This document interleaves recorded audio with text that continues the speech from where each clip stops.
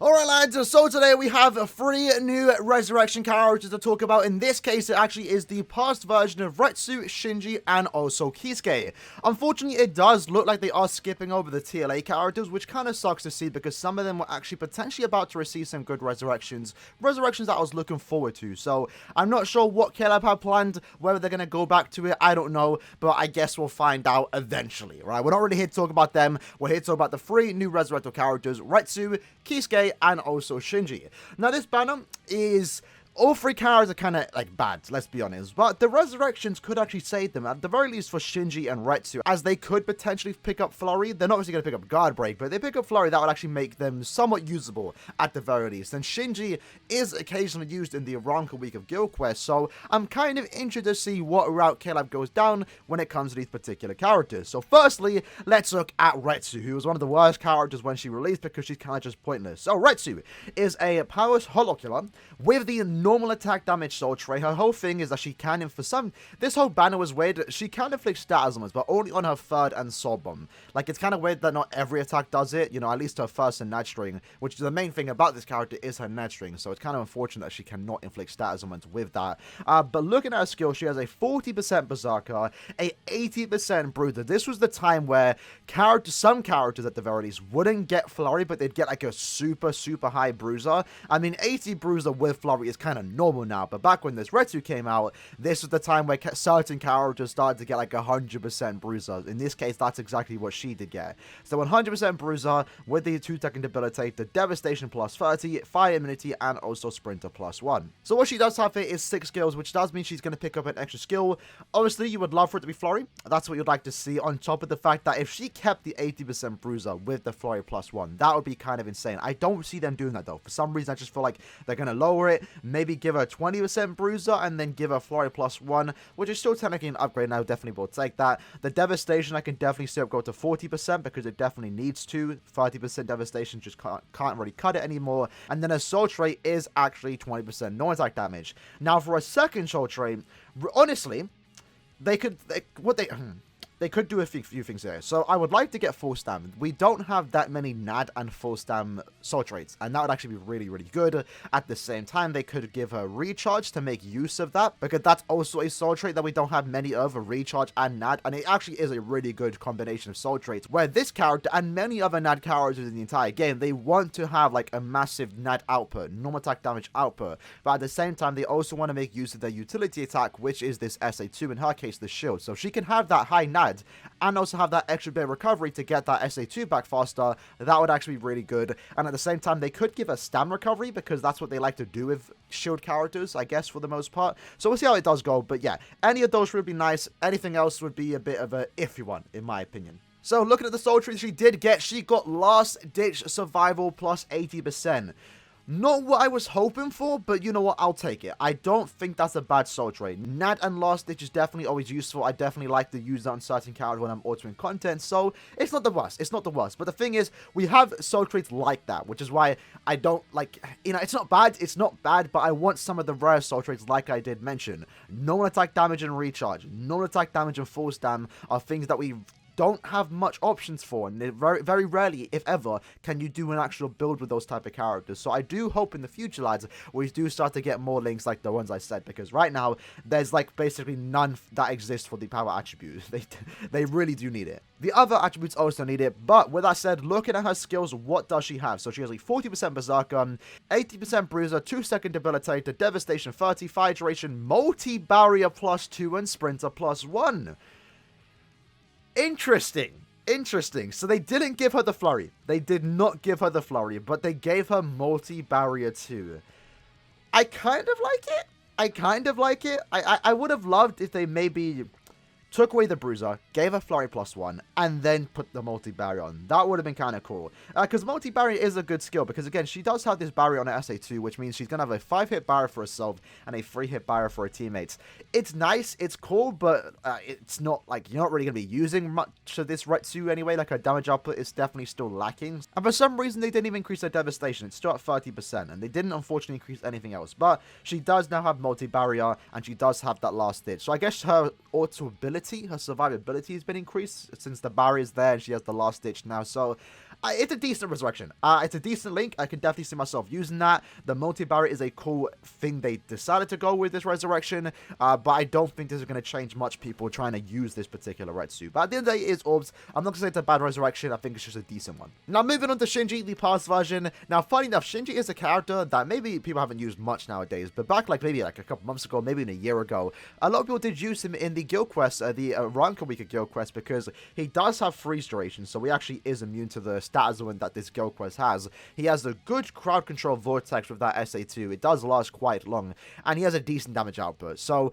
again, what I'm hoping to see here, lads, is for him to pick up Flurry, but considering that he already has 7 skills here and a very high bruiser, and considering what they just did to Retsu, I think he's literally going to get nothing. Maybe an increase on his devastation, and that's really about it. His damage inflicted at low stamina plus 30% is actually a pretty good soul trait, and what I'm hoping here again once more is for him to pick up normal attack damage on the second soul trait. That's going to be a pretty good link for someone like Kuryoshiki, for example, and we did just recently get the Parasol Neliel resurrection, who also got low stam and nad for a soul trait, so we can get like another one giving more low stam and no attack damage.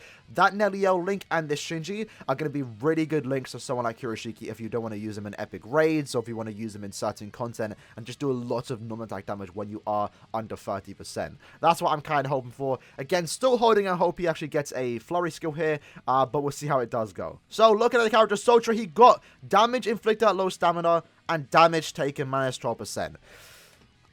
Again, it kind of makes sense. It's like giving this character last ditch because he wants to be at low stam. The damage taken is kind of cool. And, you know, it's a weird one. It's a weird one, man. It's a weird one. Because what I would like to see him... Because, again, this could be a good link on Kuryoshiki, remember, right? Kuryoshiki does want to have DR links. And then he also does get that extra 30%. But then the thing is, you're getting less DR. Normally, you don't really want to use 12 DR links. It's either 16% or 20%. That extra 4%, 6%, depending on the links you're taking off for this Shinji on someone like Kuryoshiki, you're taking a bit of extra damage. But it might be something you want to do. I'm not really sure much of the use you're going to get out of the link like that. But at the very least, if you are ever using it, because it is still a good link regardless. 30% low stam is always useful. I definitely do use it when I'm going with low stam builds, which is rare, but when I do need to, I'm going to be using this Shinji link, right? And I guess that extra bit of DR while I'm at low stamina is definitely going to be somewhat nice. But again, I definitely would have preferred here if they just gave him that extra bit of normal attack damage to make him a tad bit more, you know, more of a useful link, because that would have been really, really good for NAD characters under 30%. Looking at his skills though, every skill stayed the same except for the fact that Bruiser plus 80% has now been removed for Flurry plus 1. So again, decent upgrade. Again, I would have think this character would have been great. A great resurrection had he just picked up a better second soul trait. If he got that extra 20 or 16% normal attack damage, that would have been a really good resurrection in my opinion. Flurry plus 1 with the extra low stam and also extra nad would have been really cool to see. But so far overall, I think the character's gotten a tad bit better. Not really much to make him like super useful, but again, if you are someone that does use him in guild quests, again, he is now a tad bit better. Now moving on to the last character, we have Kisuke. Now Kisuke is kind of an interesting character with the way they've made him. So if you don't know, he has Disabler. Now Disabler is a very, very rare skill, which essentially increases the chance of inflicting a status ailment against every single character in the, or every single enemy in the game. It's kind of OP, and the reason why they gave it to him is because he only has one attack that can inflict a status ailment. Nowadays, of course, we have characters that do have Disabler only for 10 seconds with the Bankai button. Certain characters have it against a certain affiliation. Certain characters have it against every speed character, heart character, for example. But the Disabler skill is basically against everyone, and that's more OP than what we get nowadays, but they balanced here by only giving this character one status ailment on one attack. But regardless here, this character is a strong attack recharge minus 12% soul trait. I don't see him picking up strong attack damage, considering that we've been getting quite a few Sadden recharge links. I just don't see him getting it. I feel like they're either going to give him last ditch, maybe paralysis duration. That could be useful in certain guild quests, so I'm not really going to complain about it if they do give him a status ailment duration for a second soul trait. If they do, just don't be lacerate or drain. Anything else is actually going to be pretty good. Other than that though, Bruiser plus 20%, devastation, disabler, frenzy, paralysis duration. Oh, he already has that, so he's not going to get that. Maybe something else, maybe weaken duration, and sprinter plus 1. So keep in mind he is missing one skill here, so he's probably going to pick up 20% berserker. But with that said, looking at the soul trait he does get, he got drain duration. Oh man, why? Why? Again, I am someone that likes the idea of status ailments as second soul traits, but drain is so, you never go against drain to actually need a soul trait like that. It's weird, unless they start inflicting drain on the floor, which just doesn't make sense. it's just kind of weird because you're not going to use it. You can't use this in arena. You're not going to, where you would go against Drain. You're not going to put it on Brave battles. So like, there's really no point for this soul trait to even exist. Drain duration plus recharge is just quite pointless for this character. You're never going to get inflicted by Drain. And the places you do, you're never going to use this character there. So that's kind of annoying, I'm not going to lie. Like I said a minute ago, I do like the idea of status and durations as second soul traits, only if it's good in guild quests or IT, where you're going to go against those status elements. Paralysis, burn, weakening, freeze for example, poison, those are the good ones to have, not Drain. So that's kind of ripped that he did actually pick that up. But other than that though, looking at the character skills, he did pick up the 20% Berserker, and that's basically about it.